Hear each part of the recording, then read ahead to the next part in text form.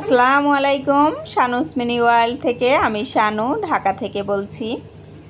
আজকে একটু অন্যরকম একটা রেসিপি দেখাবো আপনাদের সাথে। আমি নিজেও কখনো খাইনি। সাজনা কেটে নিয়েছি, আর কেটে নেওয়ার পরে কিছুটা সাজনা নিয়ে নিয়েছি, এতগুলো বেশি হয়ে যাবে। তো সাজনাটা আমি ধুয়ে নিব। আর এই সাজনা আজকে আমি ভর্তা করব। তো এখানে প্যানের মধ্যে সব সাজনাগুলো দিয়ে দিব, মানে আমি যতগুলো নিয়েছি ওইগুলো। আর এখানে সাজনাটা দেওয়ার আগে খুবই অল্প পরিমাণে তেল দিয়ে নিয়েছিলাম। আর এখন অল্প আছে সাজনাটাকে ঢেকে রেখে দিব যেন সাজনাটা সেদ্ধ হয়ে যায়। একটু লবণ ছিটিয়ে দিয়েছি উপর থেকে। আমি নেড়ে চেড়ে সাজনাটাকে সেদ্ধ করে নিয়েছি, তেলের উপর সেদ্ধ করেছি আর কি। খুবই অল্প আছে রেখেছিলাম, এখন উঠিয়ে নিব।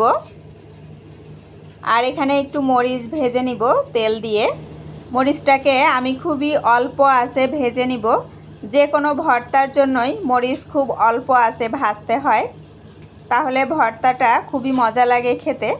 আর এখানে পেঁয়াজ কাটা আছে, এখান থেকে একটু পেঁয়াজ নিয়ে পেঁয়াজটাও ভেজে নিব। না হলে অনেক গরম পড়েছে যেহেতু, ভর্তাটা কিছুক্ষণের মধ্যেই নষ্ট হয়ে যেতে পারে, এজন্য পেঁয়াজটা অল্প পরিমাণে ভেজে নিব। আর এরপরে সাজনাটাকে আমি এখন বেছে নিতে হবে, মানে মাছের মতো। মাছ ভর্তা করতে গেলে আমরা যেমন কাটা বেছে নেই, তো সাজনাটাকেও বেছে নিতে হবে, ভিতরের শ্বাসটাকে বের করে নিতে হবে, আর এই উপরের খোসাটা ফেলে দিতে হবে।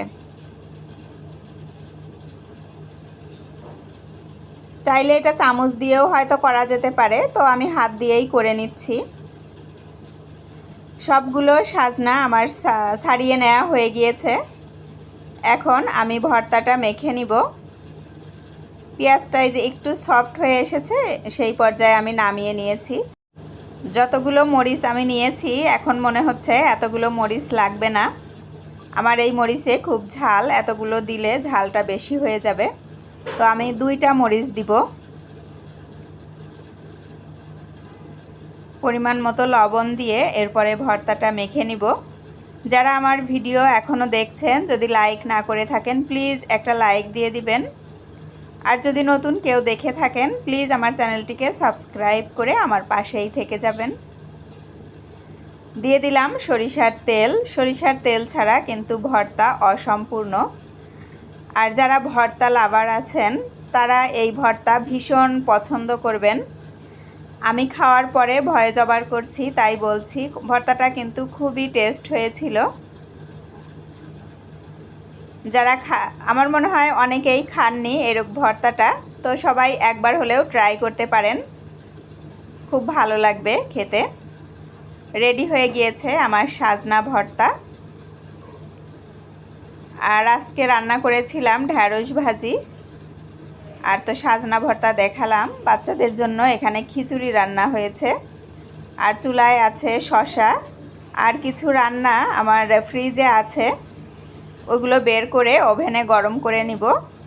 শসা কেটে নিয়েছি, আর মাছ ভুনা আছে, কচুরলতি, এগুলো আমি বের করেছি, এগুলো এখন আমি ওভেনে গরম করে নিব। আর একটু মাংস ছিল 2 পিস, ওইটাও নিয়ে এসেছি। এরপরে বাচ্চাদেরকে খাওয়াবো। তো আমার ছেলেটা বলছে ও খিচুড়ি খাবে, তো খিচুড়ি নিয়ে এসে ও চামচ দিয়ে খাচ্ছে, আর মেয়েটাকে আমি ভাত খাইয়ে দিচ্ছি।